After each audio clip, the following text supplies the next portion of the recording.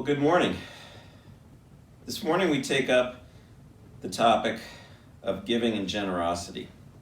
The author in the first installment in this three-section chapter talks about how actions and beliefs are related. He tells an interesting story of how in the Greek mind, thoughts were more divorced from action than they were in the Jewish mind. So Greeks loved to think about ideas. Of course, the philosophers came from the Greeks. But the Jews would not just think in terms of propositional truth.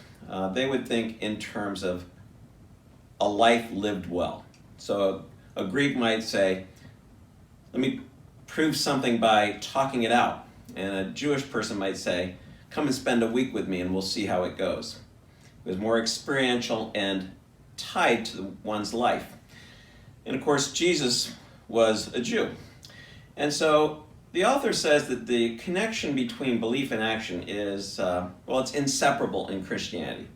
Not that our actions justify us before God or save us, we talk about that all the time, but that a life of someone who's connected to God will naturally be a life marked by certain behaviors because we're living out this loving relationship. How could we do otherwise? So with that framing thought, the author tells a story of that I thought was quite compelling of going to a flea market with a friend, or a kind of a antique market, and upon arrival, the woman saw a table that she liked and found a good deal on. She made the offer to this couple that she would buy it.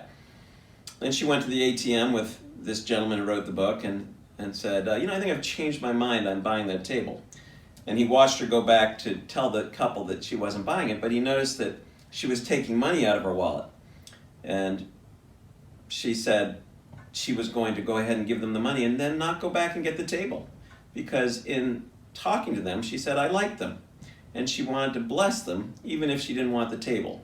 He said, that's not the way I think. He said, I tend to think more with a closed fist mentality than an open hand mentality. And it reminded me, if I may, tell a story about something that happened before Christmas to me. I went to the local post office here in Ingomar near my home, and the gentleman behind the counter is just a nice character with a sense of humor. He was treating a paper cut. He said, my hands always get dry from handling all the mail. I said, hey, have you tried this product? It's a product that I had purchased, and actually the little pharmacy across the street, I'd asked them if they would get it in years ago. Now they sell it. It's right on their counter. It's a hand cream I've used for years to keep my fingers from getting cut. And he said, I'll have to try that. Well, it was a week or two before Christmas, so I thought, I'm just going to go over and get him some. I decide which size to get, and I kind of got a middle size, and I went over and gave it to him. And the reaction he had was just he was so surprised, and he was so kind about it. It just made me realize why the scripture says it is more blessed to give than receive.